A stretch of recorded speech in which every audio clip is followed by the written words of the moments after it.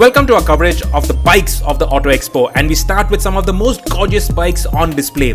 This is the Suzuki MotoGP bike, but significantly giving it company at the center of Suzuki's stand is this, the Suzuki India Gixxer Cup bike, showcasing where the racing heritage, where the DNA, where all of that comes from. And the Gixxer Cup bike is the bike that is giving aspirations to the dreams of young Indian racers. Alongside that was a Suzuki V-Strom. Now this is an adventure bike that was probably ahead of its time when Suzuki launched it in India. It didn't meet with great response, but now considering adventure segment is booming, this might come back to the country. Now when you talk about superbikes, you cannot not talk about the GSX1000R, the bike that won the Superbike of the Year at the Times Auto Awards in association with Fast Bikes. But enthusiasts will be even more interested in this bike. This is the Naked, the GSX750, a bike that we really are dying for it to come to India, and it'll be an absolute blast, a proper hooligan bike. Looks insane and would also ride really well. Suzuki also had their dirt bikes, but this was the star of the Suzuki stand, the Burgman Street. Now this is based on the Access 125 scooter, a scooter that we really loved and we still think is the benchmark in the 125cc category, but obviously with far more stylish clothes. It is more masculine, it is bigger, stronger and really distinctive, and is coming to India very soon. Among a brace of scooters at the Hero MotoGP stand was this bike that really caught our eye. This is the XPulse 200, the son of the Impulse, a bike that we've been really longing for and a bike that has come forward from Hero MotoGP's Dakar heritage. How will it ride? We will know very soon. It's going to be launched in India in the later part of 2018. Aprilia's history is peppered with competition motorcycles, and this is the most highly rated Aprilia. It is their MotoGP bike, and obviously from this the genes filter down into their road bikes. Their superbike, the RS V4 RF, that was prominently on display, and it is a bike that we absolutely love. And now that has filtered down into this motorcycle, the RS 150. And unlike what you think, this motorcycle is actually going to be made in India and it's going to be sold in India. It looks absolutely phenomenal, one of the stars of the Auto Expo. And alongside that was the naked version, the Tuono 150.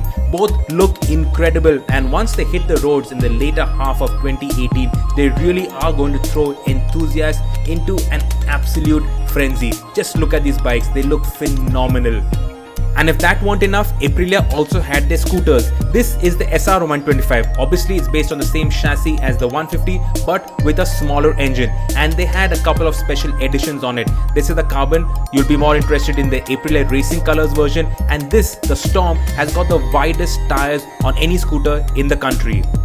Kawasaki had the maddest machine on the Auto Expo floor. This is the H2SX, and they also had the H2SX SE, and both have been launched in India. The H2SX is priced at 21.8 lakh rupees and the H2SX SE is at 26.8 lakh rupees. Both insane in terms of performance. Just to recap, these are leader class motorcycles with supercharged engines. The big reveal on the Honda stand was this motorcycle. It is the X-Plate. It gets a 160cc engine. It might slot in somewhere around the Hornet, and it will come to India sometime later this year. On Yamaha stand, pride of place was given to Rossi's M1 MotoGP motorcycle, and alongside was also Johan Zarco's Satellite Tech 3 MotoGP bike.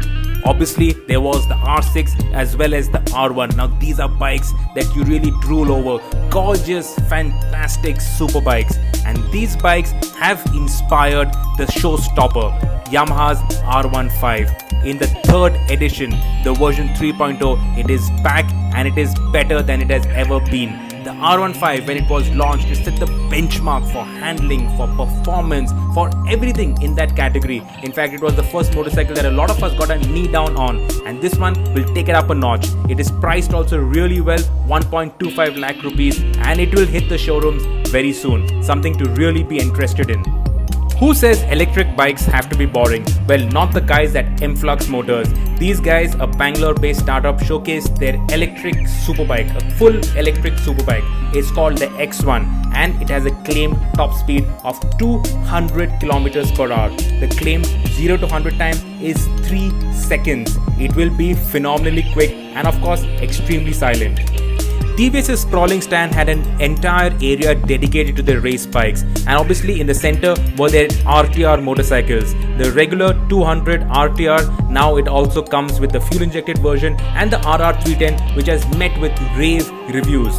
But then this bike is interesting. This is the Zeppelin. It is a pure concept, but it hints at what a TVS rival to the Bajaj Dominar could look like.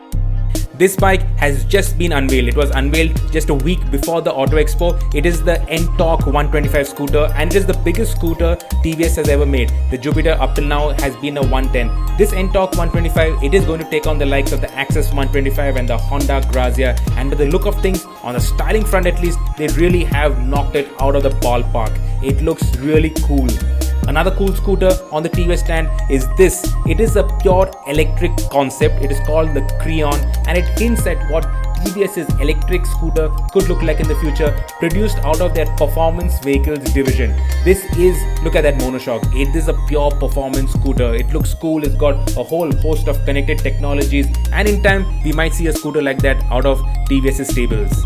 The two big launches at the BMW Motorrad Pavilion were these two GS motorcycles, the F750 GS and the F850 GS. The F750 is priced at 12.2 lakh rupees, while the F850 GS is priced at 13.7 lakh rupees. And both these motorcycles have great potential in India. They're coming to India via the CBU route, and once they come to India, well, will the Tigers be in trouble?